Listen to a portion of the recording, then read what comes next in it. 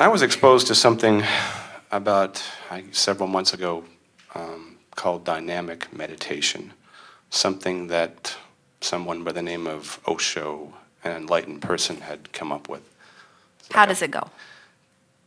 It's a fairly complicated 5-step procedure, but the gist of it is to get yourself worked up, both physically, and it's a very in-depth, heavy breathing exercise in addition to moving, jumping around. The gist of it is to cause a disconnect from your mind and your body. Excellent. So what it is, it's a process to distract you from whatever drum you've been beating. Mm-hmm. In other words, the process of meditation, the reason we teach it at all is that when you quiet your mind, you stop thought. And when you stop thought, you stop any resistance. Right. When you stop resistance, your vibration raises, and then you align with your source energy. But this doesn't seem like it's it's the opposite of quieting the mind, in the sense that it's supposed to have the effect that it disconnects your body and your mind so that the cells in your body can lose, I guess, so describe bad this, memories. Describe this idea of working yourself up. How does it, what? It literally looks like the most intensive part is in the first couple steps of it are basically, you almost look like a chicken. You're kind of dancing up around and you're just heavy. Whoa, banged my head on the microphone. Okay.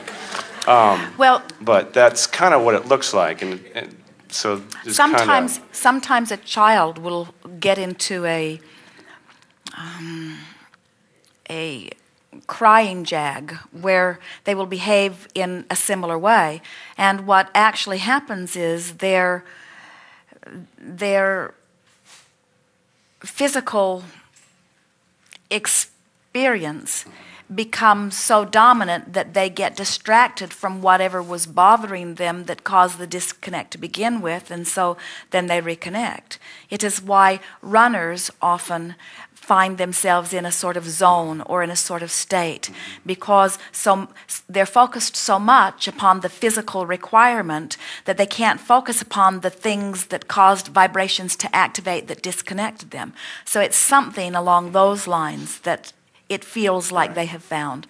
We would say the later part of the process, I mean, if someone from the outside was looking in on this, I mean, it literally looks like someone is going crazy after this disconnect happens. It could be emotion, crying, well, you know what's yelling, interesting? Laughing, screaming. It could be anything. As we talk about this emotional range, and many of you who've been following us for a while know that we are endless spewers of processes. We feel sorry for any of you who are trying to do them all, because there are so many of them. But depending upon where you are in this emotional meter, some processes work better for you than others. It just sort of depends on where you are. So this sounds like, if it were a process that were in our bag of tricks, it would be a process that we would encourage to apply if you were in a place of very strong resistance, because it would be something that would distract you and give you maybe a footing that would, and perhaps that's what they're shooting for. What happens? Have you been through the process yourself? I went through the process once or twice. And what happened to you as you moved through? I didn't feel anything. I didn't feel... Well, then that is because you were at a higher vibration than the process would deal with before you... So as you get... You see, here's the thing. If you jump into a process that is for a heavier duty, more resistant vibration, then it can serve to lower your vibration rather than serve to raise your vibration, or it has no effect at all. And so... the reason that we are talking even today about this process of moving up the emotional meter is because so many of those who come to these gatherings, who are usually at lowest point in a place of overwhelmment or frustration, are now meeting with people who are experiencing more despair. And so you needed some tools that would help you help those that were in the stronger resistant areas to bridge. Sometimes as a gathering like this proceeds and someone with a very dense, heavy vibration sits in the chair and we try to talk them out of it, many of the people in the room can't relate to it at all. In other words, it just depends on where you are. Right. Okay. Very good.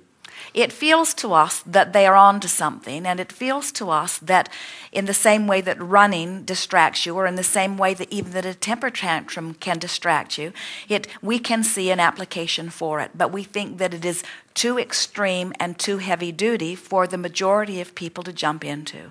And that's why most of you, if you were to attempt it even here today, it would either leave you unaffected, or you would wish you hadn't done it when you were done. Okay.